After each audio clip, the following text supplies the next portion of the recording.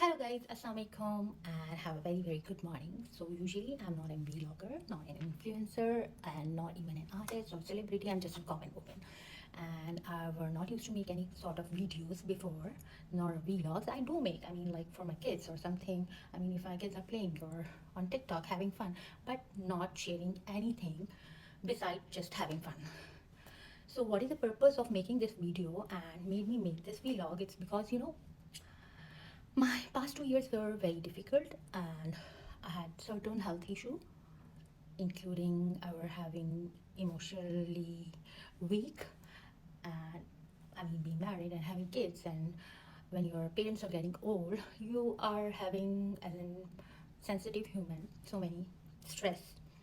You're overwhelmed and you're thinking beyond, or overthinking. So that something happened with me and I felt into depression. That's another part. But what made me make this video, and while sharing some incident which made me strong later on, I just want to share with you. I will just take a few minutes because I know people are having so much busy schedule with their work, their life, their personal things. They're not even just looking full vlogs now. That's why it's TikTok is their short and sweet. So what happened past 2 years, when my mom fell down for the very first time, it made me went to the flashback in 2002, where my mother met an RTA. It's road traffic accident, which we used in hospital as an RTA case.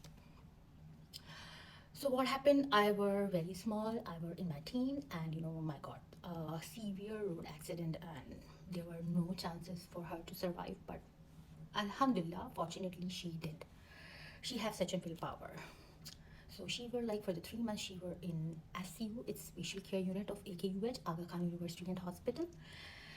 Then she were like 2 months in ICU of same hospital of Aga Khan University Hospital.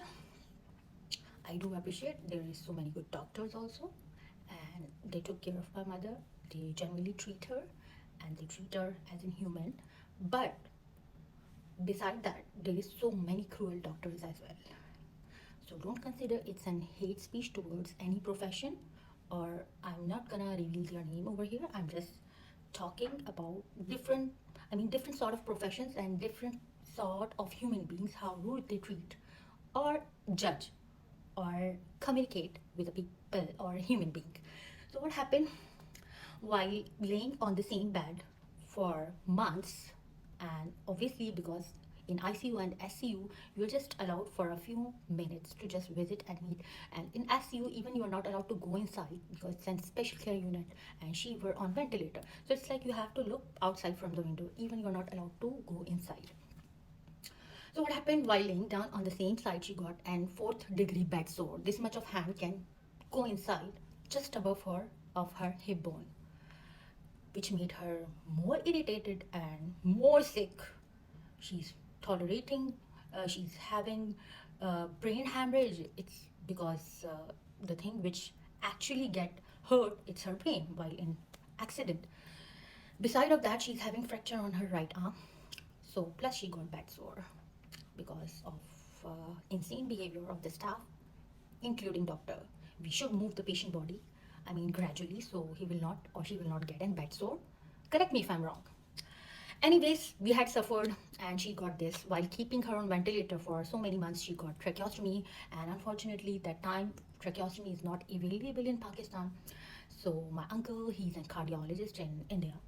So we are from JNK. So my father called him and he asked him, can you find a tracheostomy from Delhi? You are doing residency over there. So he said, I will find, and he found it. He delivered it to UAE, and by via UAE it came to Karachi. Anyway, she got a tracheostomy, the procedure and everything, and it took up to 9 months while bringing her back to our home. But those 9 months, instead of getting better, or while discharging from hospital, so she got back sore, which we are looking after in home also. We have to change, we have to clean with pyodine, with gauze pieces. Sometimes we are doing it. We have to do her suction, we have to do nebulize because she's having tracheostomy after every half an hour, and by turn my brother and me doing together. So despite of this, our bill were, it's like that time 1.5 crore Pakistani rupees. So what they did while she were admitted, and she came into the private room. One day we were at home and I were with my father in the same car. I still do remember when we were going through towards hospital. We got a call from hospital that you should come as soon as possible. My father said, "What happened? Why we have to come? And why you are calling us? Is it all well? We are just on the way." He said, "Your wife is gasping because by mistake neuro team came instead of ENT and they removed her tracheostomy. While removing that tracheostomy, because her trachea got inflamed, so she were not able to obviously breathe, and she went out of consciousness to unconscious level and gasping. So my father, I mean, it's very far away.